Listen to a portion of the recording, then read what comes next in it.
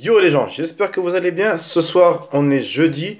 Et d'habitude, jeudi, il n'y a pas de vidéo. Mais en ce moment, One Piece, c'est un petit peu tendu, j'ai envie de dire.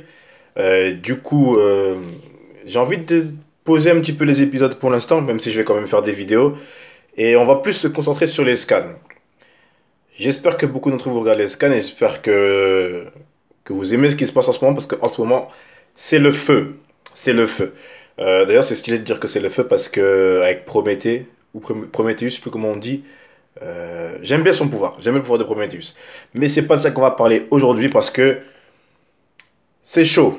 C'est chaud. Donc, Gang BG, franchement, là, il est monté. Là, il était là et il a fait ça. Piou. Il a fait ça et je commence à bien l'aimer. Je dis pas que je le kiffe, hein. Je ne dis pas que je le kiffe comme je kiffe Jimbe ou Pecoms. Non, Pecoms, je le kiffe pas, hein. Qu'est-ce que je kiffe encore qu'on a vu récemment? Pedro. Pedro et Carotte. Eux, je les kiffe. Eux, je les kiffe. Mais BG, je le kiffe pas encore à ce point-là. Pourquoi je dis ça alors? Tout d'abord, on va commencer un petit peu par parler de Big Mom. Big Mom qui me casse les couilles encore et toujours. J'aime pas le personnage, mais j'aime bien que ce soit un vilain, que ce soit un ennemi. Pourquoi elle me casse les couilles? Parce que, rappelez-vous, au tout début de l'arc Big Mom, elle a tué un de ses enfants. Quand elle avait pété sa crise pour manger du croc en bouche, là, il y avait un de ses enfants qui essayait de la calmer devant elle, et elle l'a tué. C'est Big Mom, hein. On sait qu'elle a des centaines d'enfants. Elle, cette phrase, elle est bizarre. Ce que je veux dire, c'est bizarre, mais elle pourrait se permettre d'en tuer. Elle peut se permettre d'en tuer parce qu'elle en a plein d'autres. Mais c'est bizarre quand même à dire, hein. Donc elle a tué son enfant. Et là, il y a Chiffon qui essaie de la raisonner parce qu'elle dit Big Mom, laisse tomber, BJ c'est mon mari, on a un enfant et tout, essaie de passer l'éponge, nanana, ne le tue pas. Et Big Mom, elle en veut à Chiffon, sa fille là, Chiffon ou Chiffon, je sais pas comment on dit. Elle lui en veut parce qu'elle dit en plus, toi, t'es complice dans cette tentative d'assassinat. Donc elle dit ouais, donc t'auras plus à manger, nanana, elle dit ouais, tu vas plus savoir c'est quoi, je sais plus comment elle dit ça, le bon goût des bons repas ou je ne sais quoi là. Elle en veut à sa fille de faire une tentative d'assassinat alors qu'elle a tué son frère. Meuf, pose-toi un petit peu. Pose-toi, explique-moi comment tu raisonnes. Comment ça se fait que t'es comme ça? Comment ça se fait que tu peux être... T'es conne. Big Mom, elle me saoule. Elle me saoule. Et Enfin...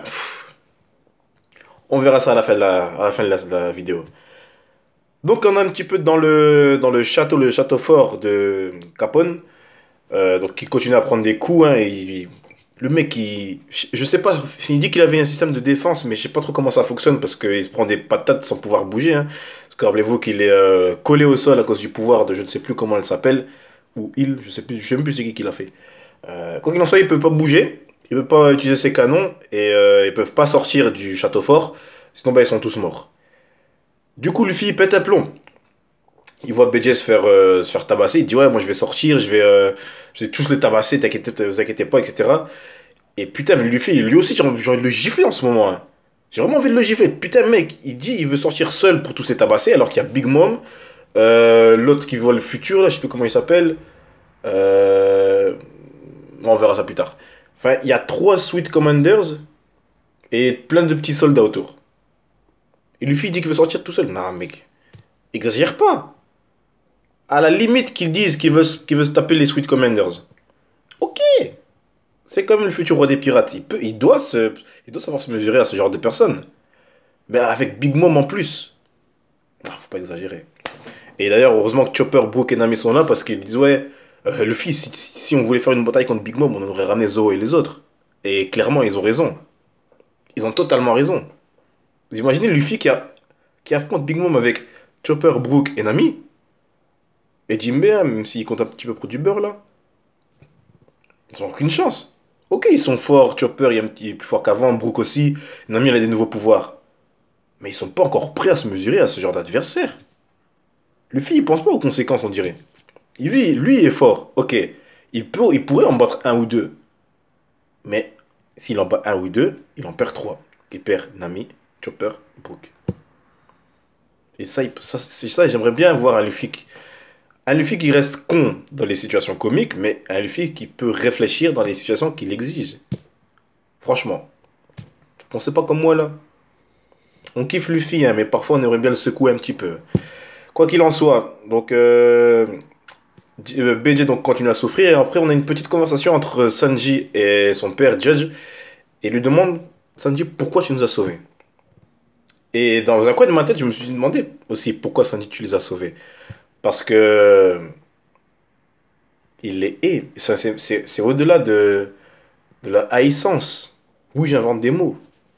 C'est au-delà de tout ce que tu peux ressentir contre quelqu'un. Depuis sa naissance, il le méprise. Ses frères, sa sœur, bon, euh, elle ne le méprise pas, mais elle a rien fait pour améliorer sa vie, hein, même si c'est elle qui l'a libéré. Son père, n'en parlons même pas, hein, c'est... Fils de... Voilà. Je déteste son père. Donc voilà, donc Sanji, enfin, déjà si nous, lecteurs, on les déteste pour voir, en voyant ce qu'ils ont fait à Sanji, alors imaginez ce que Sanji doit ressentir. Il les déteste à un point inimaginable.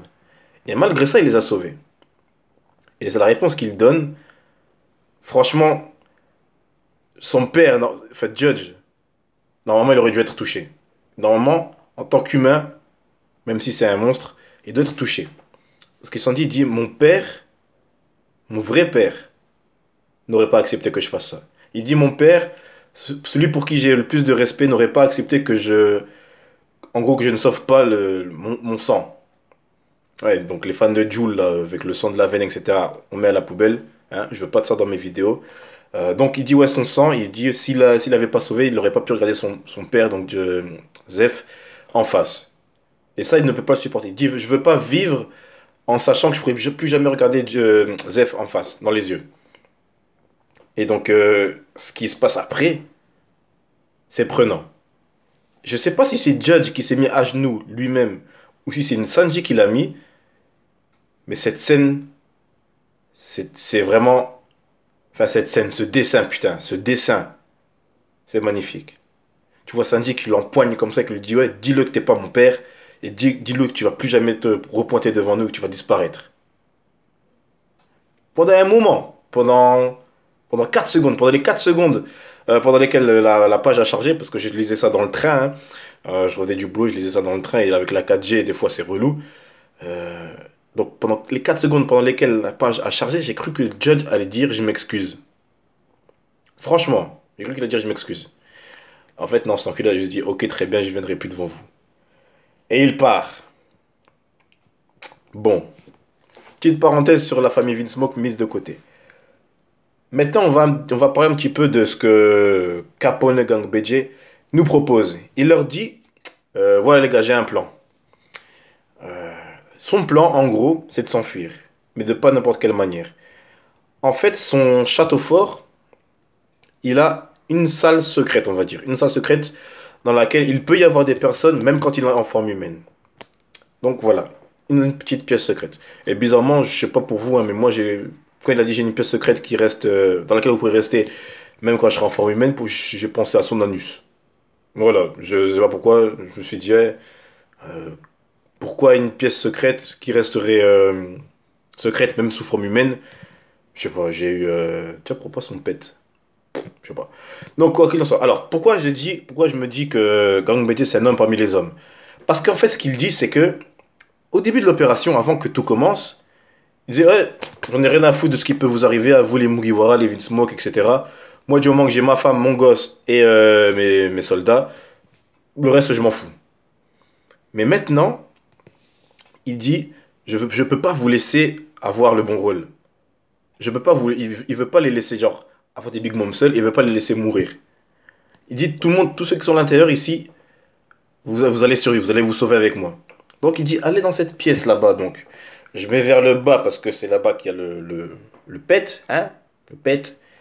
Euh, et il dit, César, je vais te prendre avec moi. D'ailleurs, César, qui est la personne la moins respectée dans tout One Piece, j'ai l'impression, encore moins respectée que Usopp quand il raconte ses mythos.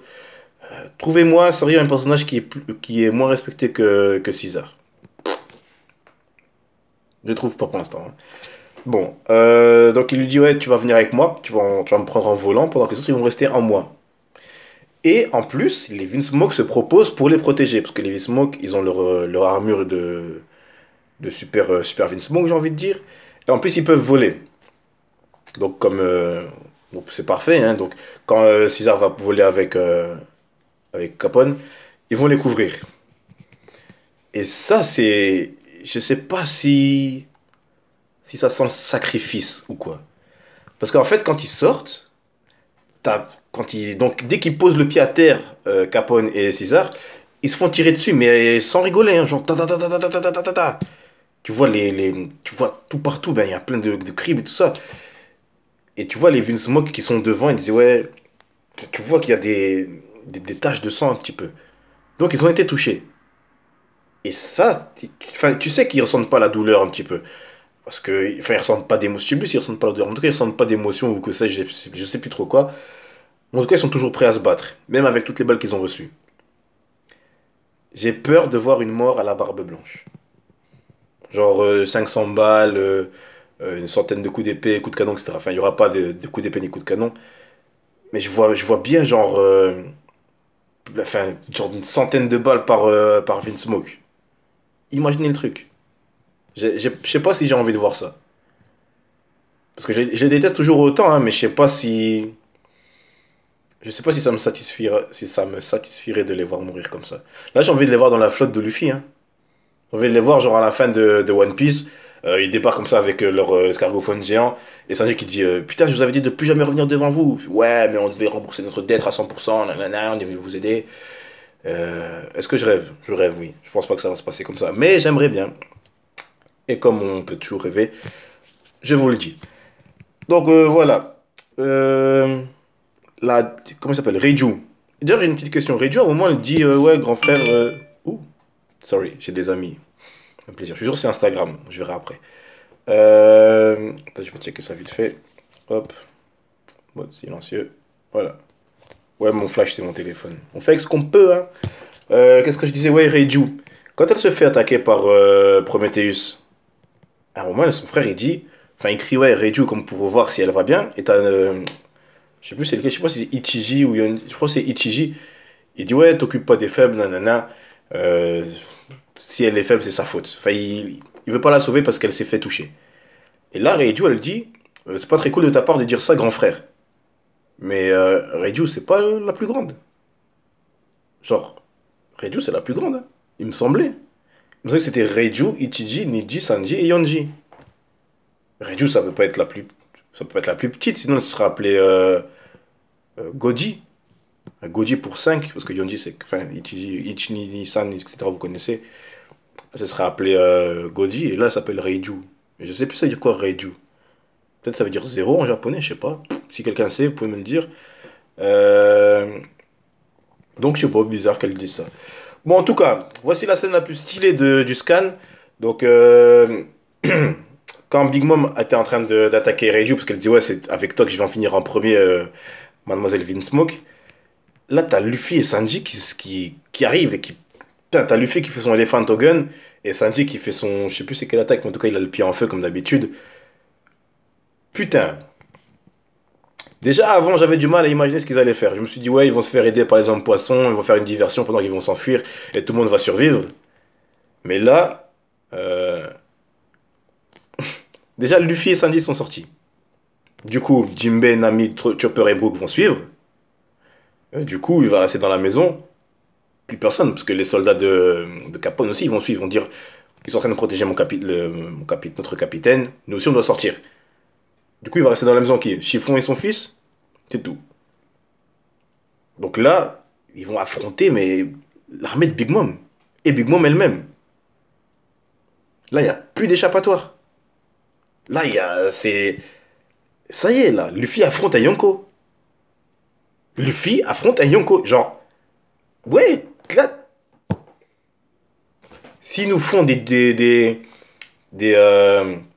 des combos Luffy et Sanji, putain, je vais kiffer ma race. Je vais kiffer ma race. Vous savez le genre de combo qu'on a vu genre avec Luffy et Zoro là quand ils se faisaient quand ils cherchaient encore Robin là. Comment ils avaient appelé ça? Putain, j'avais vu ça que en tome, j'avais pas vu ça en épisode. Même il devait traverser Aqua Laguna. Putain. Même Luffy il avait fait Canon. Enfin, il faisait Gomu Gomu no Canon. Et Zoro il avait fait Santorio. C'est quoi du truc? Comment on dit? En français c'était Calibre 300. Putain, je crois que j'ai le tome ici en plus. Moi j'ai la flemme. Enfin, ils avaient pété la Aqua Laguna. Mais c'était une seule technique. Une seule technique. C'est la seule technique qu'on a vue entre Luffy et Zoro. Et si putain ils font une technique avec Luffy et Sanji sur Big Mom. Oh putain, comment je vais kiffer ça. Comment je vais kiffer ça. Ça va être magnifique. Donc le chapitre se termine sur cette page-là.